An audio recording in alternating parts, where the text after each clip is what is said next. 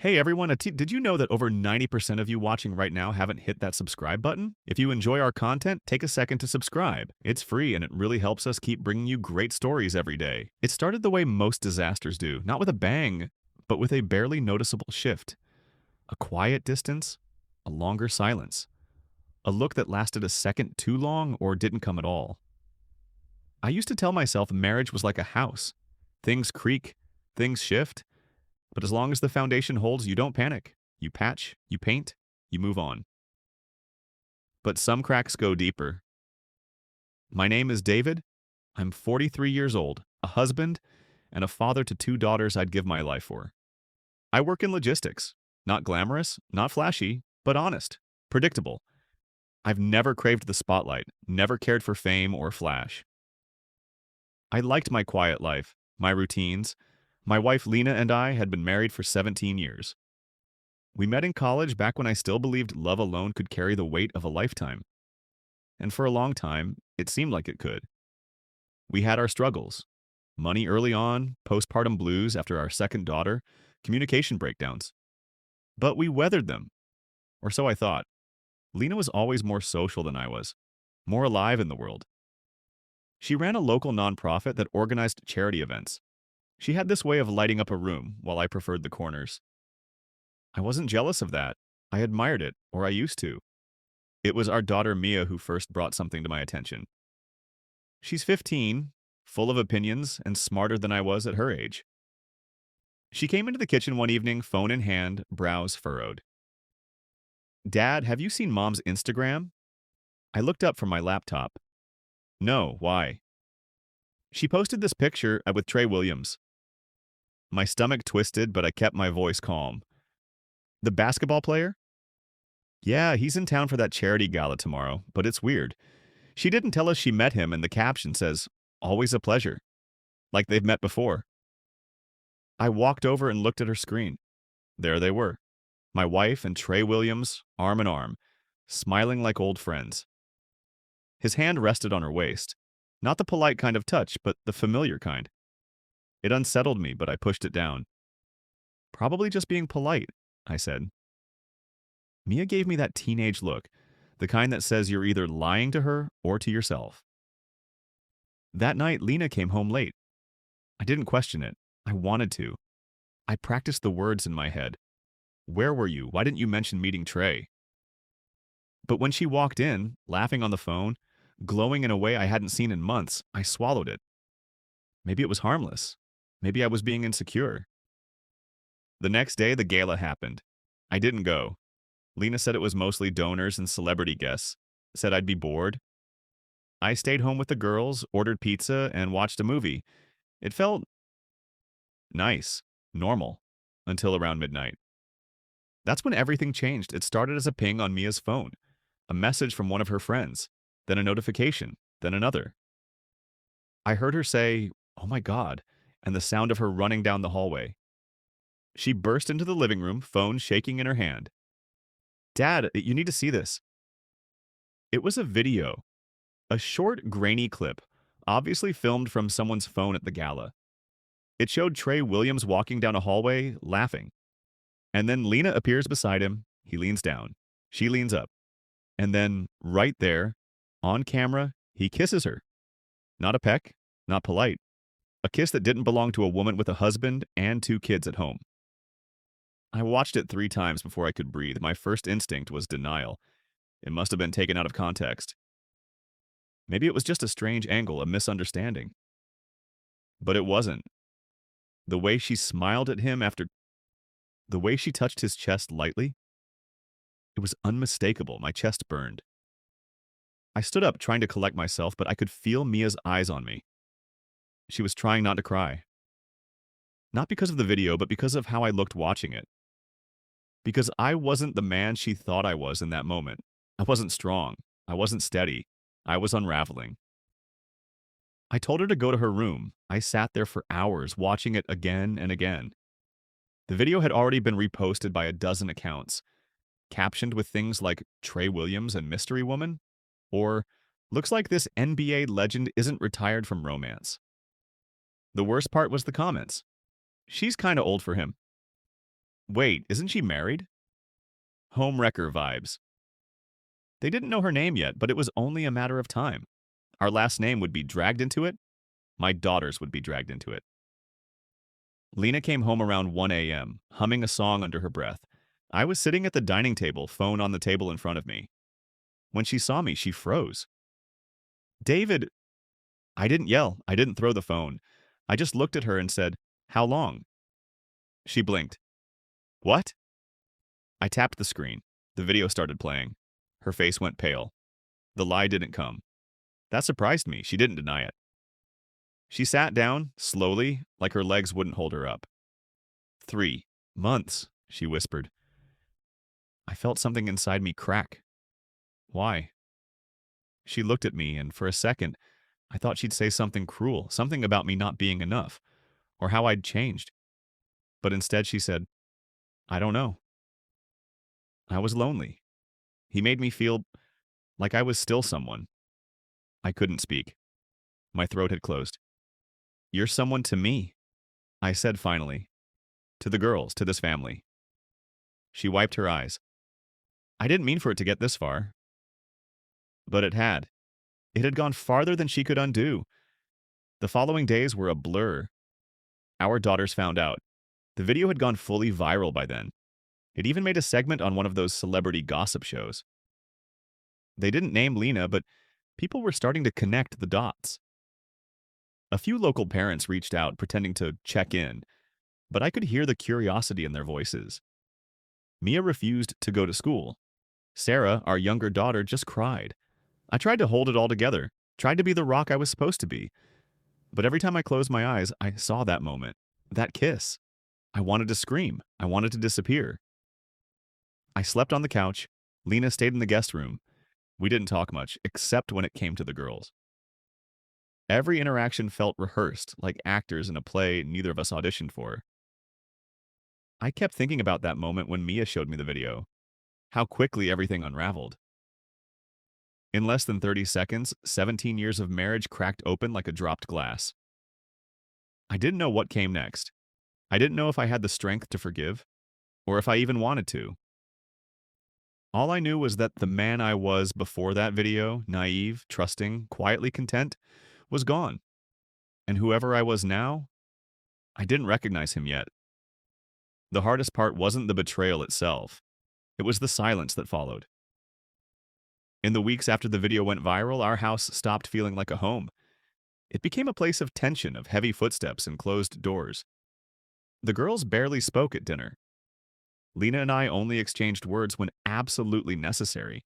Logistics, groceries, school drop-offs. We became co-managers of a broken household. I never realized how loud absence could be. Her laughter, once so familiar, was gone. So were the morning conversations over coffee, the shared glances when the girl said something ridiculous, the spontaneous hugs in the hallway. Every trace of warmth had evaporated, replaced by a cold civility that made the air feel sharp. I kept going to work, not because I wanted to, but because it gave me something to do, something to control. I'd stare at spreadsheets and shipping schedules for hours just to avoid thinking about what waited at home. My coworkers asked if everything was okay. I said I was just tired. And I was, just not the kind of tired they meant. Some mornings I'd drive past the gym Trey Williams owned downtown. There was always a line of fans outside, people waiting to see him, take pictures, shake his hand. I'd look at them and wonder if they had any idea who he really was, if they knew the cost of that smile, that charm, if they knew what he'd taken from me. But the truth is, he hadn't taken anything I wasn't already losing. That's what haunted me most. Mia eventually went back to school, but not before we had a long, painful conversation one night. She knocked on the door of the guest room, where I'd been sleeping for weeks, and sat at the foot of the bed. "Do you still love her?" she asked. I didn't know how to answer, so I said the only thing I truly felt. I don't know. She nodded, looking older than 15. I don't know if I can forgive her. I don't even know if I want to. She's still your mother, I said gently. I know, but she hurt you. And she hurt us too. Everyone at school saw the video. People whisper in the halls. It's not just you who got embarrassed." Hearing her say that hit me like a punch. I'd been so wrapped up in my own grief that I hadn't fully grasped how far the damage had spread.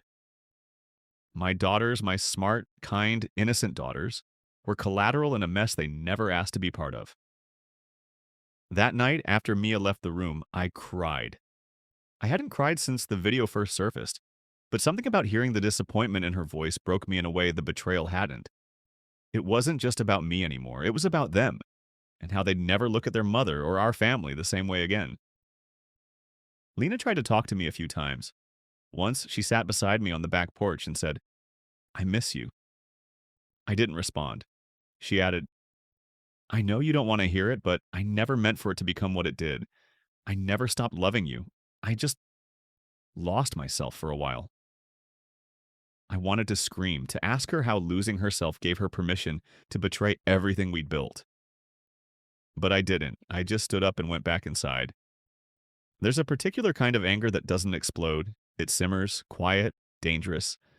It sits in your chest like a stone, weighing down every thought. That was what I lived with. Then came the interview. A week after things had started to quiet down, Trey Williams gave an exclusive to a popular sports channel. I didn't watch it live, but a clip found its way to my inbox.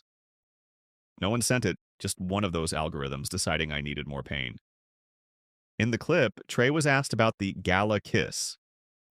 The host laughed, expecting some smooth deflection, but Trey leaned back, smiled, and said, "Look, I'm not here to talk about people's private lives. What happened happened.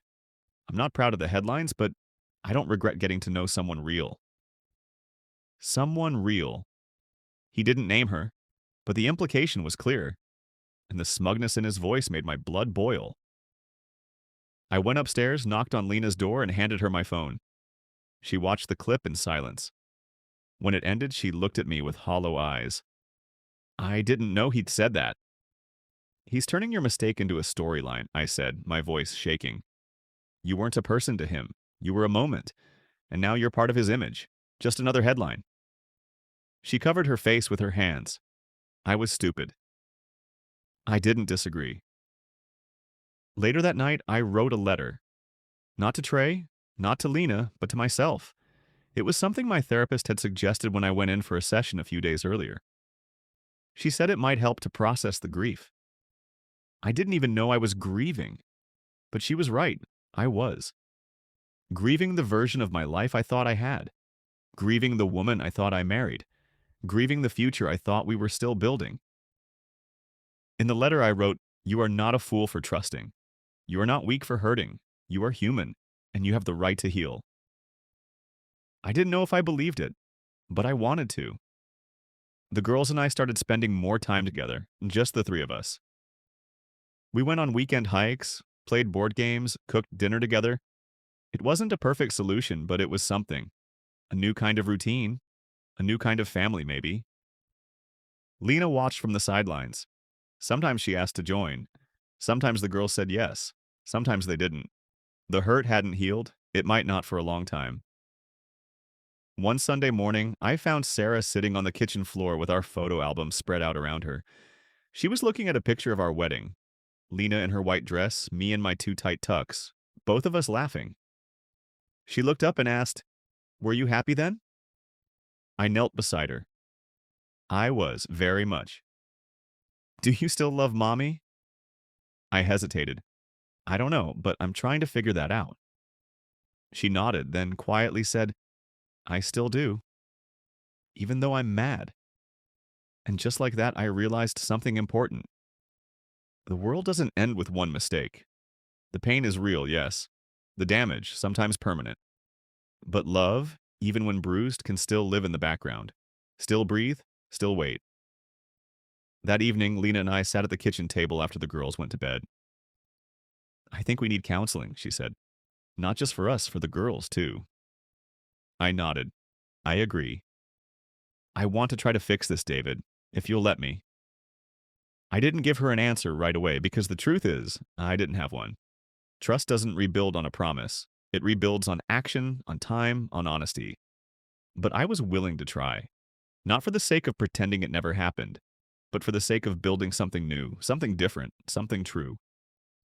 Whatever came next, I knew this. I'd lost a version of my life I loved.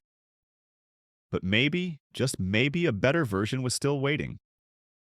Rebuilding isn't a grand gesture, it's not flowers on the table or a tearful apology, it's quiet, unsteady, like walking across ice in shoes too thin.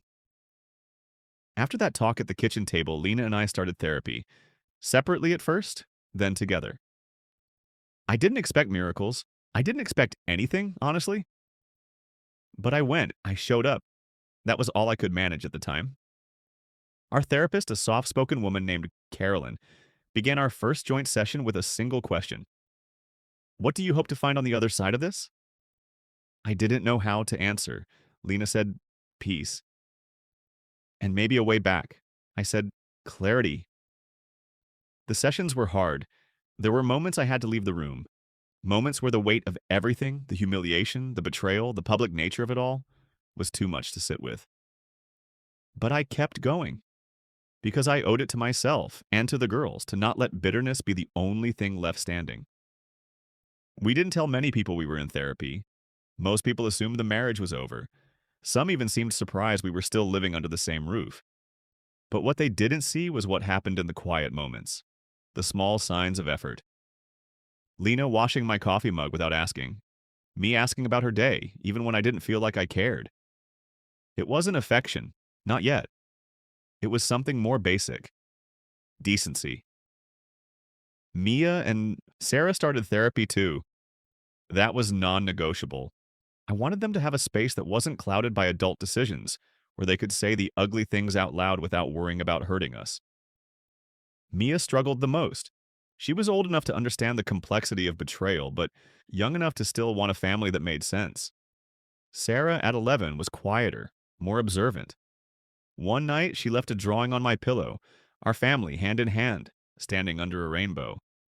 It broke me, because it showed me what she wanted more than anything, for us to stay whole. But what does whole mean when something's been broken in half? In one therapy session, I said something I hadn't allowed myself to admit until then. I said I still love her. But it's not the same love, it's cautious, like a house you return to after a fire. The walls are still there, but you check every floorboard before you step. Lena cried when I said that. Not out of guilt this time, but recognition. We never returned to how things were. That version of us was gone. But slowly we began building a new version. One not based on the illusion of perfection, but on truth. Messy, uncomfortable, painful truth. Lena ended all contact with Trey. Not that he was reaching out. He'd moved on to other headlines, other connections. Fame has a short attention span. What he left behind was ours to clean up. And she was trying, in her own way. She started being more present, attending the girls' school events, making dinners, taking walks with me on weekends. Sometimes we didn't speak during those walks. Sometimes we did. It didn't always feel natural, but it felt honest. One night, after a long walk, she said, I wish I could erase it. Not for me, for you. You can't, I replied, but maybe we can put it somewhere it doesn't own us. That became our motto. Not forgetting, not pretending, but putting it somewhere else. Somewhere it wouldn't poison everything we touched. Months passed. The public buzz around the video faded. Another scandal took its place, then another. People forgot. But we didn't. Healing isn't about forgetting. It's about remembering without reopening the wound. Mia began smiling again. Not every day, but enough. She joined the debate team. Sarah started drawing more. Little comics, silly cartoons, happier scenes. Our home began to feel like a home again. Different, but warm. One Saturday, I came downstairs to find Lena humming in the kitchen. Pancakes on the stove, music playing softly. It reminded me of a time long before all of this. I stood in the doorway and watched her for a while. She noticed me, smiled, and said, You okay? I think so, I said. Better than I was. She nodded. Me too. We sat together and ate pancakes. The girls joined us, sleepy but cheerful. It wasn't a perfect morning, but it was peaceful. And peace, I'd learned, is a kind of miracle all its own. Eventually, I made a decision. One night, after the girls were asleep, I asked Lena to sit with me outside. We sat on the porch swing, wrapped in a blanket, the air crisp. "I'm ready to forgive you," I said quietly. "Not because it didn't matter, but because it mattered so much, and I can't carry it forever." Tears filled her eyes. "I'll never stop trying to be worthy of that." "I'm not promising forever," I added, "but I'm willing to keep trying, one day at a time." She nodded, and in that moment, something in both of us exhaled. It wasn't a grand ending. There were no fireworks, just two people who had been to the edge of everything, deciding to turn back toward each other. Forgiveness isn't forgetting. It's remembering without needing revenge. It's choosing grace when you have every reason to choose anger. It's the slow, quiet work of love rebuilt. And that's where we are now. Still working, still healing, still figuring out how to exist in this new version of our lives. People sometimes ask me why I stayed, why I didn't walk away the moment the video surfaced. I used to struggle with that question, but now I think the answer is simple. Because I still believe in the promise we made. Not the fairy tale version, but the real one. The one that says, "I'll stay when it's hard. I'll try when it hurts.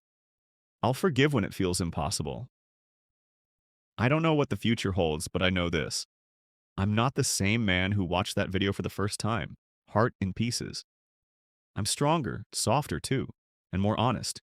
With myself, with Lena, with our daughters. Life will never be what it was. But maybe it can be something better, something braver, and maybe, just maybe, that's enough.